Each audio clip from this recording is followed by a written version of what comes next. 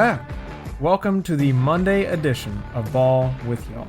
We're coming off of a jam-packed weekend of season openers, and we've still got some more action tonight as well. We entered the holiday weekend with a lot of unknown. We didn't know who would rise to the occasion. In fact, we had 8 ranked teams lose this past weekend.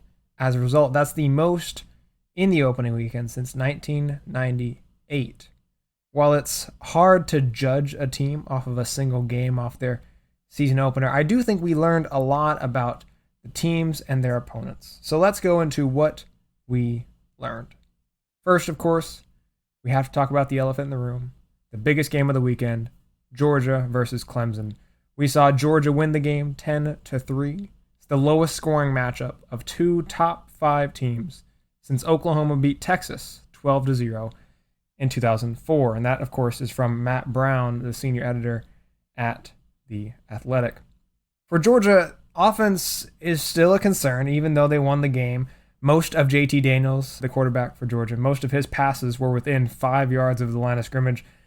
And that conservative game plan really was consistent throughout the game.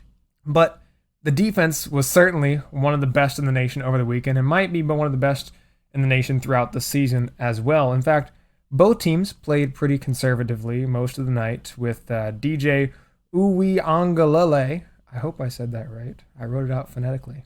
Clemson's quarterback, he looked pretty uncomfortable all night. In fact, he got sacked 7 different times, equaling the margin of victory for Georgia on Saturday. Georgia's only touchdown came from an interception return for a touchdown, and you could tell that they weren't really all that concerned about offensive prowess on Saturday night. What they were worried about and what they were focused on was ensuring that Clemson could not move the ball on them, and they did that pretty well. I would say that Georgia's sitting pretty right now. They're in pretty good shape, regardless of whether they win the SEC. Just win your games this year, get to the conference championship game, whatever happens there, I can almost guarantee you'll see the Bulldogs in the playoff as we sit here today. On the flip side of it, I think Dabo, Clemson head coach, and his team, their CFP hopes are in peril right now. And I don't want to be dramatic. I know sometimes we look at week 1 and we make a lot of generalizations. We make a lot of prognostications as to what it all means. But if you look at Clemson's schedule, so they go South Carolina State, Georgia Tech, NC State, Boston College, Syracuse, Pitt, Florida State, Louisville, UConn, Wake Forest, and South Carolina. None of those games are exciting. None of those games draw the attention of the college football playoff voters. And now you get in a situation where you could feasibly have 2 SEC teams with potentially Alabama, we'll get to them in a second, and Georgia in there. Ohio State will likely get in there, or the Big Ten winner, and Oklahoma could get in there, a Pac-12 winner, whatever else. If you're looking at comparing the schools, you're not really going to have a whole lot of different options when it comes to fitting Clemson in there. They're going to need some help. They're going to need some teams to lose. They're going to need Notre Dame to not perform well. And if they don't get that, I mean, there could be a point in time where Clemson doesn't actually end up having a win on their resume above top 15 in the country. So that'll be something interesting to watch. Not too high on the Clemson Tigers right now, and admittedly, it was pretty cool to see the Georgia Bulldogs come away with a win up in Charlotte. Moving on to the University of Alabama. They took on the Miami Hurricanes Saturday afternoon. Alabama's defense met expectations, and the offense also was pretty impressive. And of course, Miami is definitely not back. Quarterback Bryce Young for the Tide. He looked as good as his predecessors. He looked as good as Tua Tagovailoa. He looked as good as Mac Jones, maybe even better. We'll talk about that here, actually. He set school records for the Tide when it came to touchdowns and passing yards in a debut. He went 27 for 38, 344 yards, 4 touchdowns, and no interceptions. He did have 1 fumble that he lost in the third quarter, but otherwise, a strong showing for Bryce Young in a moment where we didn't really know what to expect from him. He came out there, was poised, despite some trouble with the offensive line, despite some relative ineffectiveness from the running back group. He showed out, and he showed that he was ready to lead the team moving forward. On the flip side of it, the Tide defense, they forced 3 Miami turnovers, including 2 D'Eriq King interceptions. Miami looked really strong offensively when D'Eriq King had time in the pocket. And that quick tempo that they chose to institute helped them sustain drives as a result. But the problem was D'Eriq King didn't have a whole lot of time in the pocket. That Alabama defensive line was coming after him all game.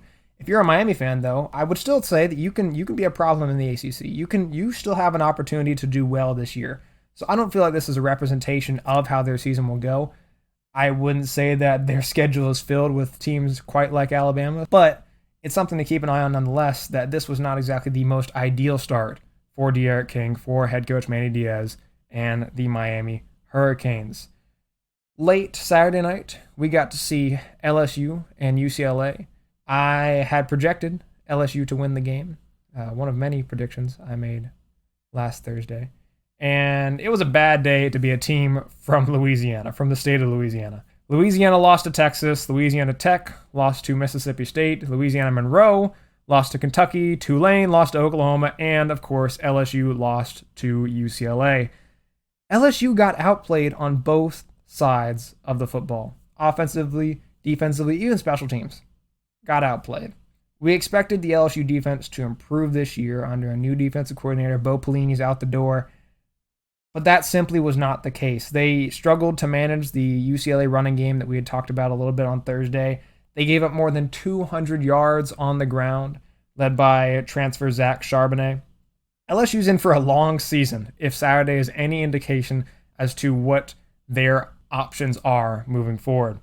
Quarterback Max Johnson, he threw for more than 300 yards Saturday night, but he looked incredibly uncomfortable all night. And what was really unique to see, the Bruin offense for UCLA, it had shades of Chip Kelly's Oregon days. And it really does set them up to be a Pac-12 title contender this year. Some might even say a dark horse in that race, but they are set up quite well for the rest of the season and can use this as a building block moving forward. Another interesting headline that came out Saturday morning was that Ole Miss head coach Lane Kiffin tested positive for COVID-19 with mild symptoms. And as a result, he won't be coaching tonight against the Louisville Cardinals. Of course, what was most interesting about that was that Ole Miss was one of the first, actually the first, and probably one of the few, to reach 100% vaccination within their football program. And Lane Kiffin received a lot of praise about that across the country. I believe the Washington Post and numerous other organizations brought him on to talk about what that looked like and how he reached that throughout his team. I would have expected the point spread to move a little with Kiffin's absence. If you think about last year when it appeared that Nick Saban wouldn't be coaching against Georgia for the Crimson Tide, that number was moving a great deal, but it stayed relatively consistent for Ole Miss. It appears Vegas is still confident in the Rebels to win tonight, holding the line steady around the 9.5, 10-point range. And I would say that the pressure is most prominently on the shoulders of offensive coordinator Jeff Lebby to lead the team and prove himself as a future head coaching candidate tonight. One of the most prominent upsets that came out of this past weekend actually came before the weekend even started on Friday night when North Carolina went over to visit the Virginia Tech Hokies and were upset. I was totally wrong about the Tar Heels in my early season predictions. I also underestimated the Virginia Tech defense as well. This was Virginia Tech's first home win versus an AP top 10 team in 12 years when they beat then number 9 Miami 31-7 in 2009. The Hokies defense was absolutely insane. Justin Hamilton, the defensive coordinator for Virginia Tech, he called a beautiful game. And what was really cool to see, of course, this was a common theme throughout college football this past weekend, but particularly for Virginia Tech, Lane Stadium, their home stadium, was rocking all night. Fans back into the stadiums is so cool to see, and it also shows the value that is associated with having fans back. And I think we lost a little bit of that during the COVID year, and it's so cool to have that back now. Thinking about North Carolina quarterback Sam Howell, he cracked under pressure. He threw 17 completions, 32 attempts, 208 yards, 1 touchdown, 3 interceptions. His Heisman candidacy is not exactly dead per se, but it's definitely on life support. So I would keep an eye on that moving forward. North Carolina has a lot of opportunities to resurrect their season, but Friday night was not exactly a good indication of what is ahead. Other teams that also struggled, they survived, but also struggled over the weekend. There were several other top teams that underwhelmed expectations. Think about number 2 Oklahoma. They survived the Tulane Green Wave in a game where they were favored by more than 5 touchdowns. Spencer Rattler was not sharp at all at quarterback for the Oklahoma Sooners. He had 304 yards, 1 passing touchdown, and 2 interceptions. The game, of course, had been relocated to Norman, Oklahoma because of Hurricane Ida, and Tulane still played loose. I think sometimes you expect, when a situation like that comes about, you expect the visiting team or whatever else, the team that has had to be relocated, to be out of sorts, to be a little uncomfortable in their new situation, but they went over to Norman, Oklahoma, played as though that was their home site all along. And kudos to Tulane. They had to practice in Tuscaloosa, of course, throughout the week.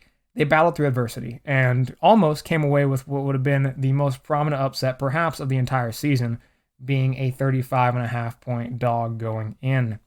Moving over to number 4 Ohio State, they took on Minnesota, unranked Minnesota, Thursday night. This was an interesting game to watch because Ohio State struggled early. They were trailing into the third quarter, but C.J. Stroud, the quarterback for Ohio State, in his first start for the team, threw 294 yards, 4 touchdowns, and Ohio State showcased just how talented they are. Of course, they do appear to be a work in progress. Luckily, they're in the Big Ten and they have the opportunity to work through that along the way throughout the season. I still expect them to most likely come out as the victors in the Big Ten. The unfortunate thing for them, of course, is that their next game is a pretty tough one when it comes to number 11 Oregon on the schedule. That'll be a better barometer as to where the Buckeyes are right now, but still, I would still be pretty high on the Buckeyes as we sit here today. Number 7 Iowa State also snuck past the FCS Northern Iowa Panthers. Much like in years past, the defense was the calling card for the Cyclones, and this also isn't exactly a new idea for the Cyclones. They usually sputter a little bit against these FCS teams, and in fact, Northern Iowa, they've done this before too as well. The offense looked flat all game, despite a hype-filled offseason, of course. To be successful in the Big 12 this year, they're going to have running back Breece Hall, quarterback Brock Purdy, to perform to the expectations that were laid out during the offseason and actually improve upon where they were at a year ago. They were good last year, but they need to be great this year to compete with the Oklahomas of the world, the Texases of the world, and so on. I mentioned Oregon's going up to play Ohio State next week. They also struggled a little bit this past weekend as well. Number 11 Oregon, they emerged victorious despite a very strong upset bid from Fresno State. They actually had a 3-point lead, did Fresno State, in the fourth quarter, but 10 points in the final frame for Oregon got the Ducks a win. Oregon quarterback Anthony Brown Jr., he admitted post-game that the offense was just not clean enough to actually compete against Ohio State next week. They're going to have to tighten that up. They're going to have to improve upon the basics, upon the fundamentals if they want to actually compete against Ohio State next week. There was another concern. One of their best defensive players, I believe his name is Kayvon Thibodeau, also went out. Appears to be a sprained ankle. Doesn't look like he'll be playing next week, but we'll want to keep an eye on that as well for next week. Looking at the rest of the SEC, we saw Josh Heupel's team in his debut for the Tennessee Volunteers win 38-6 against Bowling Green. Rather impressive there.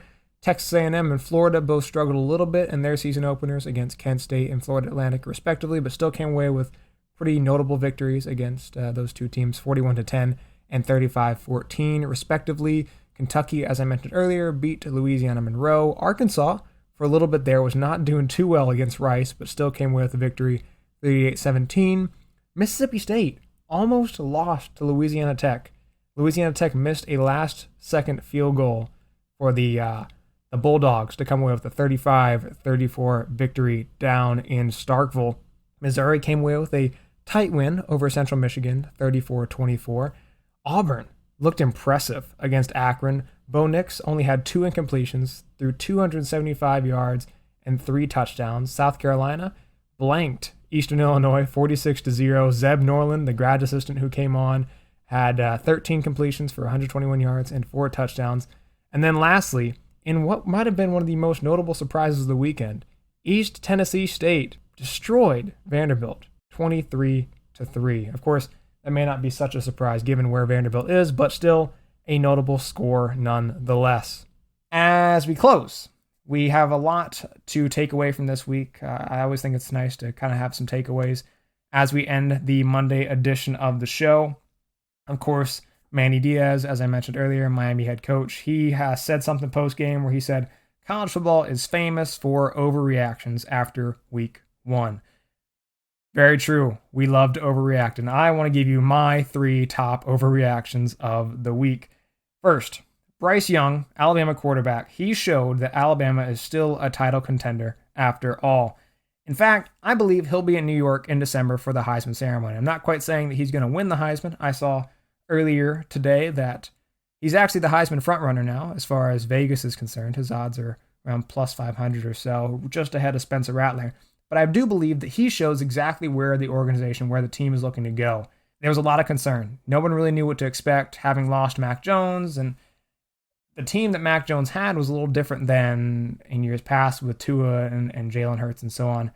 But for once, it seems as though this team has a quarterback that's relatively young, but is also very competent in the system. And this is probably the first time we've had this since 2018, when Tua first started his first game in Orlando against the Louisville Cardinals. Next hot take, Ed Orgeron, LSU head coach. I firmly believe that he is Gene Chizik 2.0. What does that mean? Gene Chizik, if you recall, if you're an Auburn fan, you'll know what I'm talking about especially. Gene Chizik came in after Tommy Tuberville was let go down in Auburn in the late 2000s, I believe. And Chizik came on, and he was okay at first, and then he got this guy named Cam Newton. If you're familiar with Cam Newton, he ended up winning a Heisman. He had an incredible season, came out of nowhere. He had played a little bit at the University of Florida, transferred, and led the Tigers to an undefeated season, ultimately winning the national championship against the Oregon Ducks in January of 2011.